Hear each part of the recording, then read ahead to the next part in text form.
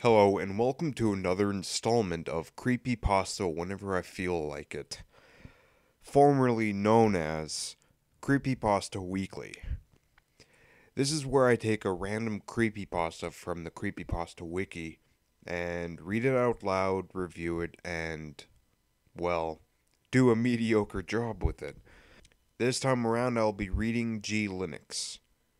I hope I pronounced that correctly. Hopefully you enjoy it.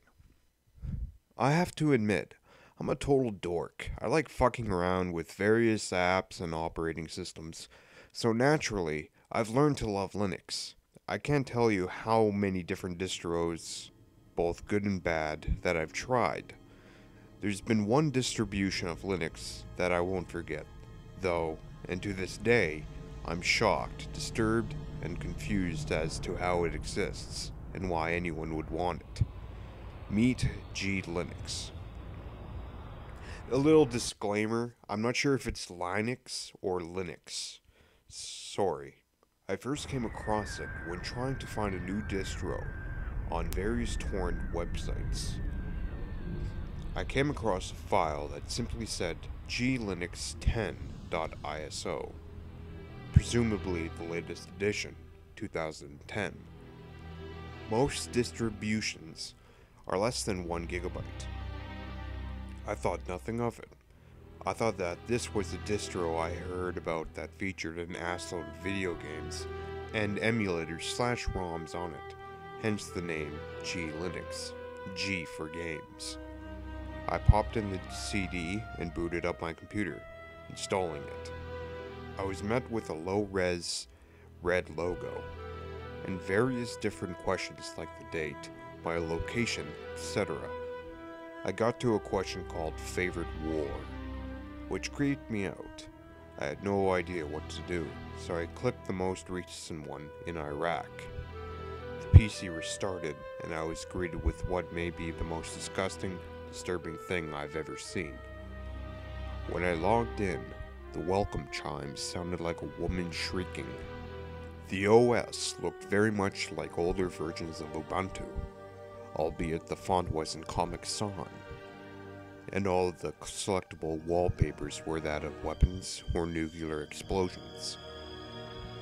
I decided to explore the OS and see default apps. All that seemed to be there were the typical pictures, videos, and download folders, Firefox, Rhythmbox, and Vooz. When loading Firefox, I was shocked to realize that the app was themed and had dozens of bookmarks, all leading to various shock sites like the YNC, Rotten, Sharon Boat, and more. I made nothing of it and thought it was simply a compiled ISO of what some guy was using. When downloading a song, I opened up Rhythmbox to play it and noticed a selection of tracks already loaded with numeric titles. Each of them seemed to have been low-quality recordings of what seemed to be an interrogation. I didn't bother listening to them all, as some were upwards of an hour long. The later songs, 6 to 10, scared me shitless. It was nothing but 10 minutes each of someone screaming while being hit with that sounded like something metal. I instantly knew that something was up. Looking in the folders, I honestly felt my heart skip a beat and my soul shattered. The pictures folder had thousands of pictures of corpses, crime scene photos, or war photos. The videos folder was worse. It had dozens of videos of people standing in front of a white cloth background as a hand appears from the left and shoots them in the face.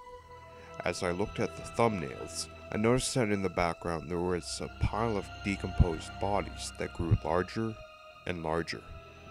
Other videos seemed like they were filmed specifically for the OS, one of them being a first-person view as someone lighting a homeless man's makeshift shelter on fire.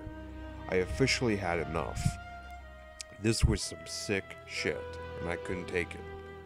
I quickly clicked the top right of the screen to shut off the computer Before it began to turn off, a pop-up appeared with a 1990s styled clip art of a smiley face giving the middle finger.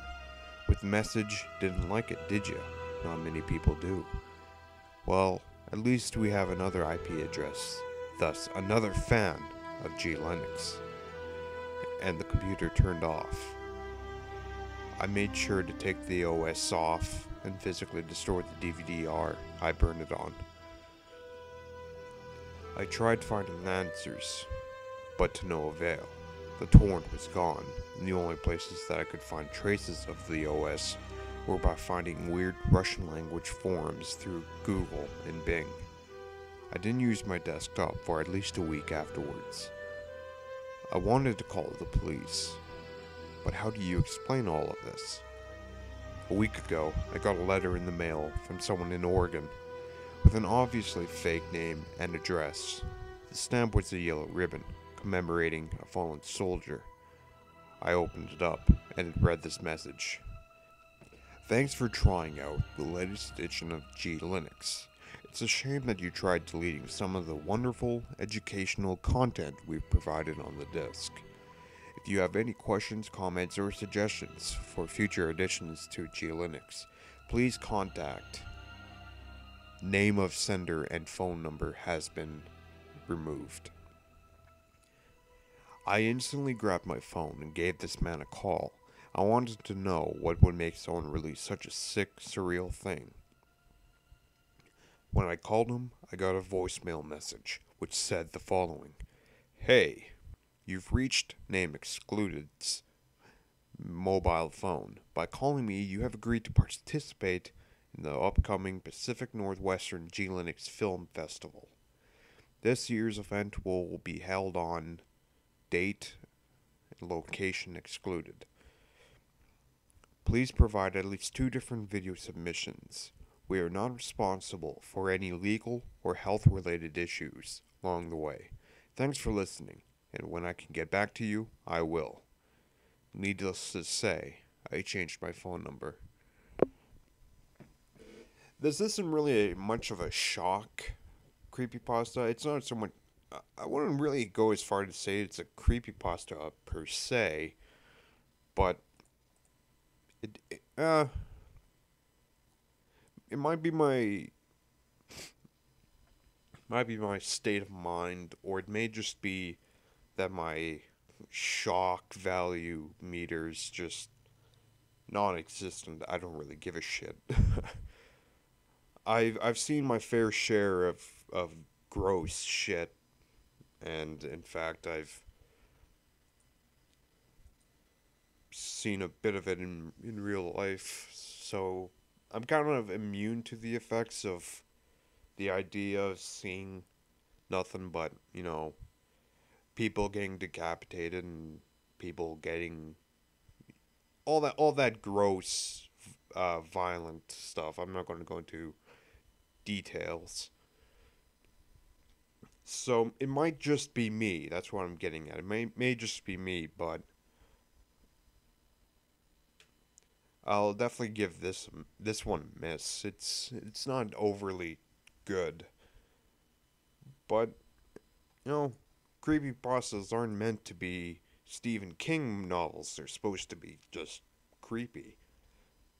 So I guess it would be kind of creepy. The idea that it just disappears is a bit cliche, but overall it's very well written. However, it might just be my state of mind right now. I'm extremely tired, but it's missing a bit. Then again, my opinion is just my opinion, so take it or leave it.